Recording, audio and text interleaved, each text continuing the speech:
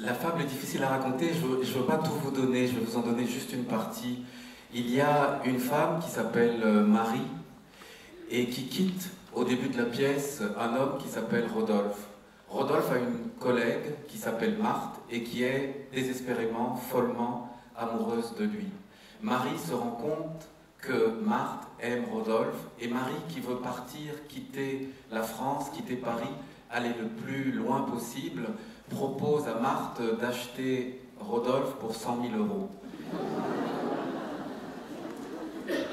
Et l'histoire commence comme ça.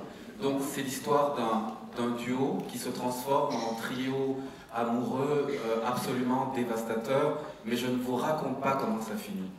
Je vous en dis un tout petit peu plus. Il y a un deuxième duo qui devient un trio. Il s'agit de Leïla, qui sera justement incarnée par Anne Alvaro, et qui quitte une femme qui s'appelle Camille, parce qu'elle tombe désespérément amoureuse. Ça parle uniquement de désespoir, mais il y a un comique dévastateur à l'intérieur de ce désespoir. Donc, Leïla tombe amoureuse, comme ça, à l'instant, d'une femme qui s'appelle Salomé. Et Leïla était une styliste qui a eu son heure de gloire et à qui LVMH a retiré l'usage de son nom parce qu'elle a défendu John Galliano. C'est complètement rocambolesque, hein, pardonnez-moi. Elle a défendu John Galliano lors de la polémique dont certains se souviendront. Et Salomé va aider Leïla à reconstruire son empire. Elle va lui redonner un nom, elle va lui redonner son talent. Donc tout ça pour vous dire que c'est une sarabande d'histoires amoureuses, mais qu'en même temps ça ne parle pas d'amour, ça parle de pathologie amoureuse, ça parle de sidération amoureuse, ça parle de tout ce qu'il ne faut pas faire et de tout ce que je connais malheureusement très bien. Mais à l'intérieur de ça, tout ce vertige amoureux n'est que, la métaphore du monde dans lequel nous vivons, en ce sens que ces personnages essayent toujours de s'approprier l'autre. Ils décident de se donner totalement à l'autre, ou que l'autre se donne totalement à eux, et ils sont en quelque sorte la métaphore d'un monde marchand dans lequel nous vivons. Et la pièce est traversée par l'argent.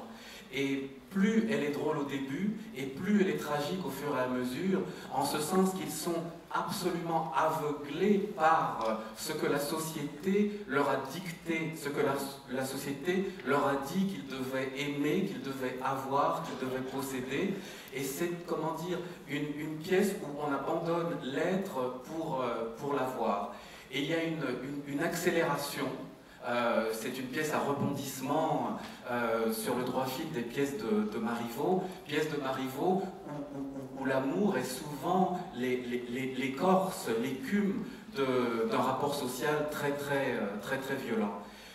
Et ça finit avec une robe blanche, mais je ne vous raconte pas. Mais ça finit avec une robe blanche, avec des paillettes très élégantes, qui pourraient être de Chanel ou de Dior, mais ça je ne vous le dis pas. Et c'est un spectacle aussi qui d'une certaine manière est tellement douloureux que je l'ai souhaité très beau. Et donc j'ai décidé de travailler sur l'esthétique. Il y aura des miroirs dans le décor, il y aura des femmes puissantes, il y aura un homme qui est un objet de répulsion au départ, puis qui est un objet de désir, parce que j'avais envie de changer ce que le théâtre traditionnel propose, avec en général une femme fatale, objet, etc. C'est l'homme qui est l'objet, et il devient sujet au fur et à mesure, et ce sont les femmes qui agissent, et qui sont les héroïnes, qui sont les héros de cette pièce. Et juste pour finir, il y a une chanson de Mylène Farmer, Désenchantée. Tout est chaos, à côté, tous nos idéaux abîmés. Et cette chanson sera chantée plusieurs fois a cappella par ces dames.